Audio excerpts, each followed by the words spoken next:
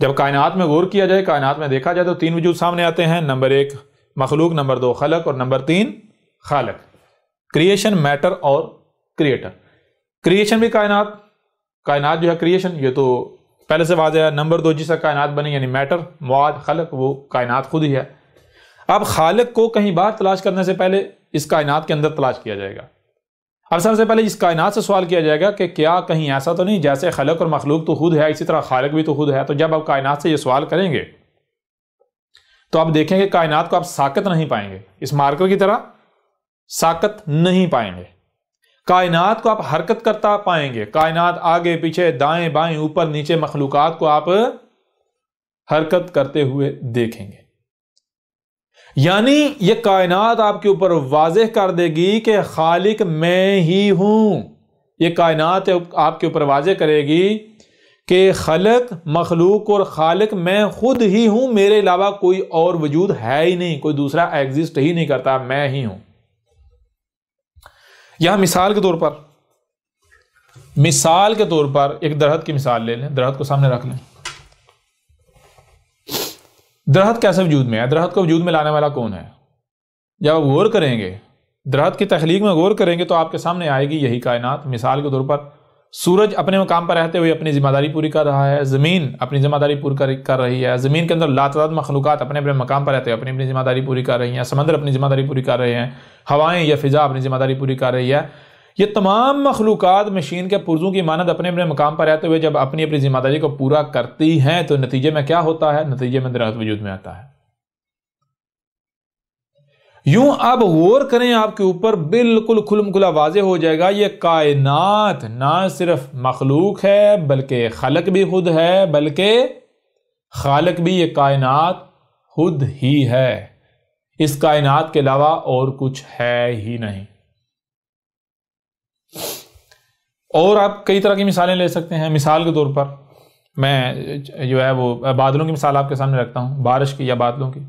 اچھا، بادلوں کو کون وجود میں لاتا ہے؟ آپ دیکھیں گے یہی کائنات وجود میں لاتی ہے۔ آپ کو کون وجود میں لایا؟ یہی کائنات وجود میں لائی۔ آپ اپنی تخلیق میں غور تو کریں۔ آپ آسمان و زمین میں کسی بھی مخلوق بھی تخلیق میں غور کریں تو اس کے پیچھے جو خالق ہے وہ خود یہ کائنات ہی سامنے آئے گی۔ ایسا نہیں ہے کہ اس کائنات کے علاوہ کوئی دوسرا سامنے آئے۔ اب اگر تو دیکھیں، غور کریں، اگر آپ کہتے ہیں نہیں جی یہ کائنات اللہ نہیں ہے، تو پھر اللہ کوئی وجود رکھتا ہے؟ آپ خود بتا دیں۔ وجود کتنے ہیں؟ وجود ہیں 3، خلق، مخلوق اور خالق، مخلوق، خلق اور خالق، خالق، خلق اور مخلوق، 3 وجود ہیں۔ جب تینوں ہی یہ کائنات خود ہے، تینوں ہی یہ کائنات خود ہے، تو پھر آپ اگر یہ کہتے ہیں کہ بھئی اللہ ان تینوں میں سے نہیں ہے، تو جو ان تینوں میں سے ہے ہی نہیں اس کا کوئی وجود ہے؟ کیونکہ وجود تو ان 3 کا ہے، وجود تو 3 کا ہے، وجود صرف کس کا ہے؟ 3 کا، کوئی چوتھا تو ایگزسٹ ہی نہیں کرتا۔ اب دیکھنا یہ ہے، ذرا غور کریں، اگر تو کوئی یہ کہتا ہے کہ جو خالق ہے ہم خالق کو ہی اللہ کہتے ہیں، تو پھر اللہ تو یہ کائنات ثابت ہوتی ہے، کائنات خود ثابت ہوتی ہے اللہ۔ اگر تو کوئی یہ کہتا ہے کہ ہم خالق کو ایشور کہتے ہیں، اگر تو کوئی یہ کہتا ہے کہ ہم خالق کو خدا کہتے ہیں، اگر کوئی یہ کہتا ہے کہ ہم خالق کو دیوس کہتے ہیں، خالق کو ایلی کہتے ہیں، تو پھر خالق یہ کائنات خود ہے، یوں یہ کائنات خود اللہ ثابت ہوگی۔ اللہ یہ کائنات خود ہے، ایشور یہ کائنات خود ہے، دیوس یہ کائنات خود ہے، خدا یہ کائنات خود ہے، کوئی دوسرا نہیں۔ کوئی دوسرا ہو بھی کیسے سکتا ہے؟ کوئی دوسرا پہلے اپنا وجود تو ثابت کرے۔ اس کائنات کے علاوہ کوئی دوسرا وجود ایگزسٹ ہی نہیں کرتا، کوئی دوسرا وجود ثابت ہی نہیں ہوتا۔ لہذا یہ سوال جو ہے آپ کے اوپر بالکل کھل کر واضح ہو گیا، جواب آپ کو مل گیا۔ اب اگر کوئی یہ کہتا ہے، کوئی ضد کرتا ہے نہیں جی یہ کائنات الگ ہے اور اللہ الگ ہے، اس کائنات سے باہر ہے، تو اسے کہا پہلے اس کا وجود تو ثابت کر، تلاش تو اس کو بعد میں کیا جائے گا، اس کا تو پہلے وجود ثابت کر۔ اگر کوئی کہتا ہے کہ یہ اللہ کا منکر ہے یہ اللہ کا منکر ہے، یہ ایشور کا منکر ہے، یہ خدا کا منکر ہے، تو اسے کہا جائے گا انکار اس کا کیا جاتا ہے، منکر اس کا ہوا جاتا ہے جس کا پہلے وجود ثابت ہو۔ تو جس کا وجود ہی نہیں اس کے انکار کا تو سوال ہی پیدا نہیں ہوتا۔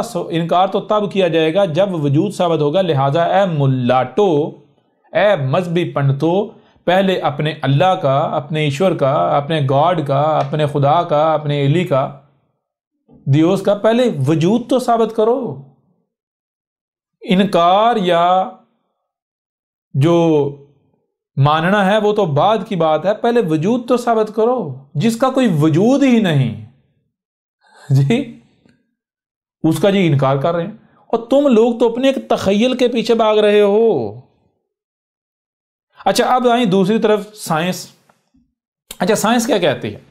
سائنس کہتی ہے کہ خدا ایگزسٹ نہیں کرتا، خدا، اللہ، گاڈ، ایشور اپنا وجود نہیں رکھتا۔ اب سوال یہ پیدا ہوتا ہے کہ کیا سائنس سچی ہے؟ تو جب آپ تھوڑا سا غور کریں گے تو آپ کے سامنے آئے گا جیسے یہ جو ملاٹے ہیں، یہ مذہب ہے، یہ تخیل کے پیچھے بھاگنے ہیں، بالکل وہی معاملہ جو ہے جو سائنسی طبقہ ہے ان کا ہے۔ سائنسی طبقہ یہ نہیں کہتا کہ یہ کائنات ہی خدا ہے۔ سائنسی طبقہ یہ نہیں کہتا کہ اے مذہب کے پیروکارو، یہ جس خدا کی تم تلاش میں ہو، جسے تم خدا کہتے ہو، جسے تم اللہ کہتے ہو، یہ کائنات خود ہی ہے۔ بلکہ سائنسی طبقہ کہتا ہے گاڈ اپنا وجود نہیں رکھتا، اللہ اپنا وجود نہیں رکھتا۔ کیوں کہتے ہیں ایسا؟ سائنسی طبقہ اس لیے کہتا ہے کیونکہ سائنسی طبقے کو علم ہے کہ اگر ہم نے یہ کہا کہ جسے تم خدا کہہ رہے ہو، جسے تم اللہ کہہ رہے ہو، وہ کوئی اللہ نہیں ہے، یہ کائنات خود ہی ہے، اگر جسے تم اللہ کہتے ہو وہ یہ کائنات ہے، تو پھر یہ جو سائنسی طبقہ ہے ان کے ہاتھ پاؤں بند جائیں گے۔ کیوں؟ کیونکہ مذہب کے اندر صرف یہ نہیں ہے کہ خدا ہے، اللہ ہے، بلکہ یہ بھی ہے کہ اللہ سے دشمنی نہیں کرو، اللہ سے بغاوت نہیں کرو، اللہ کی اطاعت کرو، اللہ کی اتباع کرو۔ یہ ہے یعنی اللہ کی نافرمانی نہیں کرنی، اللہ کے خلاف ایک رائے برابر بھی عمل نہیں کرنا، اللہ سے رہنمائی لینی ہے، اللہ کی رہنمائی میں چلنا ہے۔ اب اگر سائنسدان جو ہیں، یہ سائنسی طبقہ ہے، اگر یہ مان لیں کہ یہ کائنات ہی یعنی کہ کائنات ہی خدا ہے، کائنات ہی اللہ ہے، تو پھر لوگ یہ سوال اٹھائیں گے اگر یہ کائنات ہی اللہ ہے، کائنات ہی خدا ہے، تو پھر مذہب تو یہ بھی کہہ رہا ہے کہ اللہ یہ کہہ رہا ہے کہ میری اطاعت کرو، میرے سے نافرمانی نہ کرو، میرے ساتھ بغاوت نہ کرو، میرے ساتھ دشمنی نہ کرو۔ تو اس کا مطلب پھر کیا ہے؟ کہ یہ کائنات ایسا کہہ رہی ہے؟ اگر تو کائنات ایسا کہہ رہی ہے اور پھر ہم کہیں ایسا تو نہیں ہم دشمنی کر رہے ہیں کائنات کے ساتھ، ہم کائنات کے ساتھ پنگے تو نہیں لے رہے، ہم کائنات کے ساتھ چھیڑ چھاڑ تو نہیں کر رہے، ہم کائنات کی مخالفت نہیں کر رہے، ہم کائنات کی ضد تو نہیں بنے ہوئے، ہم کائنات کے ساتھ دشمنی تو نہیں کر رہے، کہیں ایسا تو نہیں؟ اب ظاہر ہے یہ جو سائنسی طبقہ ہے یہ کس کے اوپر جو ہے واضح نہیں، کائنات کے ساتھ دشمنی نہیں کر رہے، آسمان و زمین کو جو چیر پھاڑ کر رہے ہیں، جو مخلوقات کو نکال رہے ہیں قدرتی وسائل کے نام پر، یہ کیا کر رہے ہیں؟ آسمان و زمین میں جو تباہی مچائی ہوئی ہے یہ کیا کر رہے ہیں؟ یہ کائنات کے ساتھ دشمنی نہیں ہے؟ اور دوسری طرف یہ سائنس خود مانتی ہے اس بات کو کہ نیچر جو ہے اگر کوئی اس کی ضد بنتا ہے، نیچر کے ساتھ کوئی متصادم ہوتا ہے، تو نیچر اس کا وجود برداشت نہیں کرتی، نیچر اسے قلعدم کر دیتی ہے، یہ کائنات اسے قلعدم کر دیتی ہے۔ تو یہ خود یہ کیا کر رہے ہیں؟ بہرحال یہ وجہ ہے جس وجہ سے جو سائنسی طبقہ ہے یہ کیا کہتا ہے؟ یہ کہتا ہے خدا، گاڈ، ایشور، اللہ اپنا وجود نہیں رکھتا۔ یہ نہیں کہتے، ہاں ان کو کہنا چاہیے خدا، اللہ، ایشور اپنا وجود نہیں رکھتا، لیکن اس سے پہلے یہ کہنا چاہیے کہ اے مذہب کے پیروکارو، جسے تم خدا کہتے ہو، جس خدا کو تم مانتے ہو، وہ خدا یہ کائنات خود ہے۔ اگر پھر مذہبی طبقہ یہ کہتا کہ نہیں یہ کائنات خدا نہیں ہے، خدا الگ سے بیٹھا ہوا ہے، تو پھر کہنا چاہیے کہ ایسا پھر کوئی خدا نہیں ہے، وہ خدا کوئی نہیں ہے جس کو تم جس کو بنا کر بیٹھے ہوئے۔ لہٰذا اب آپ کے اوپر واضح ہو گیا کہ یہ کائنات خود ہی ہے، اس کائنات کے علاوہ اور کوئی دوسرا نہیں ہے۔ یہ کائنات ہی، اب دیکھیں فارسی زبان کا لفظ ہے خدا۔ خدا کا معنی کیا ہے؟ خدا خود سے ہے۔ خود کسے کہتے ہیں؟ خدا فارسی میں کہتے ہیں یہ جو وجود آپ کو نظر آ رہا ہے یہ وجود خود ہی، یہ وجود سارے کا سارا خود ہی ہے، اس کے علاوہ اور کوئی نہیں ہے۔ خدا کا معنی تو یہ بنتا ہے۔ اس طرح لفظ اللہ ہے، اس کا معنی کیا ہے؟ جیسے ہم آگے بڑھیں گے اللہ کے اوپر مزید نشستیں ہوں گی تو ان میں ہم ہر پہلو سے، ہر لحاظ سے آپ کے اوپر کھول کر واضح کریں گے اللہ کوئی کنیت نہیں ہے، کوئی نام نہیں ہے، کوئی لقب نہیں ہے، بلکہ اللہ ایک جملہ ہے، بالکل ایسے جیسے آپ کوئی بھی جملہ بولتے ہیں۔ تو یہ جیسے جیسے ہم آگے بڑھیں گے تو ہم جو ہے وہ قرآن سے بھی ہر لحاظ سے ہر پہلو سے واضح کریں گے. باقی جو یعنی کہ جو سناتن دھرم ہے یا ہندو دھرم ہے اس سے بھی ہم جو ہے وہ کھول کر جو ہے وہ بالکل واضح کر دیں گے ایشور کیا ہے، شیوا کیا ہے. بہرحال آگے بڑھنے سے پہلے ایک بار پھر آپ کو یعنی کہ ریکمینڈ کریں گے کہ جو اللہ کا موضوع ہے، گاڈ ایشور کا موضوع ہے، اس موضوع پر بھی پوری ڈیٹیل کے ساتھ ایک ایک پہلو سے بات کی گئی اس کتاب میں. اس کتاب کو آپ ڈاؤن لوڈ کریں، اس کو کھولیں تو اس میں آپ جائیں گے اس کے صفحہ نمبر، اگر ہم جائیں تو اس کا صفحہ بنتا ہے غالباً 676 جو ہے وہ اس کا صفحہ نمبر بنے گا. وہاں سے جو اللہ ہے اس کے موضوع پر بات سٹارٹ ہوتی ہے، اور پھر صرف اسی ایک مقام پر بات نہیں کی گئی بلکہ الکتاب میں اور مقامات پر بھی اللہ کے اوپر جو ہے بہت ڈیٹیل کے ساتھ بات کی گئی. لیکن یہاں پر اگر ہم بات کریں تو یہ 677 پیج 677 نمبر پیج سے یہ اس موضوع کی ابتدا ہوتی ہے، اور یہ آگے جاتا ہے. یہ آگے جاتے بہت آگے جو ہے جاتا ہے. یہ سینکڑوں پہلوں سے اس کے اوپر بات کی گئی ہے، اور یعنی کہ بہت آگے تک اس الکتاب میں اللہ کے موضوع پر، اللہ گاڈ ایشور کے موضوع پر بہت ڈیٹیل کے ساتھ تفصیل کے ساتھ بات کی گئی، اور ہر پہلو سے ہر لحاظ سے کھول کر واضح کیا گیا کہ اگر اللہ ہے تو اللہ یہ کائنات خود ہی ہے. اگر کوئی یہ کہتا ہے کہ یہ کائنات الگ ہے اور اللہ الگ ہے تو پھر جان لیں ایسا کوئی اللہ نہیں ہے، ایسا کوئی ایشور، کوئی بھگوان، کوئی گاڈ، کوئی دیوس، کوئی ایلی، کوئی خدا نہیں ہے جو اس کائنات سے الگ اوپر کہیں بیٹھا ہوا کوئی نظام چلا رہا ہے. اس کو آپ چھوٹی سی مثالیں میں آپ کے سامنے رکھتا ہوں. مثال کے طور پر آپ جو اللہ کے اسماء کہتے ہیں، اسماء کیا ہیں؟ ان میں سے ایک اسم ہے الصمد. الصمد کا معنی کیا ہے؟ الصمد کہتے ہیں خالق، خلق اور مخلوق خود ہی ہے، کوئی دوسرا ہے ہی نہیں. یعنی خالق بھی خود ہے، خلق بھی خود ہے، اور مخلوق بھی خود ہے، کوئی دوسرا وجود ہے ہی نہیں. یہ الصمد کا معنی. پھر اگر آ جائیں الغنی، تو الغنی کا معنی کیا ہے؟ جو بھی کام کرتا ہے تو کسی دوسرے کا ڈیپینڈنٹ نہیں ہے، کسی دوسرے کا محتاج نہیں ہے، خود کرتا ہے، وہ کام بھی یہ خود ہی ہے. مثال کے طور پر ذرا غور کریں، اگر آپ کہتے ہیں کہ یہ کائنات الگ ہے، اللہ الگ اوپر آسمانوں پر بیٹھا ہوا ہے، تو جو اوپر الگ آسمانوں پر بیٹھا ہے اسے ثابت تو کریں، پہلے اس کو الغنی ثابت کریں.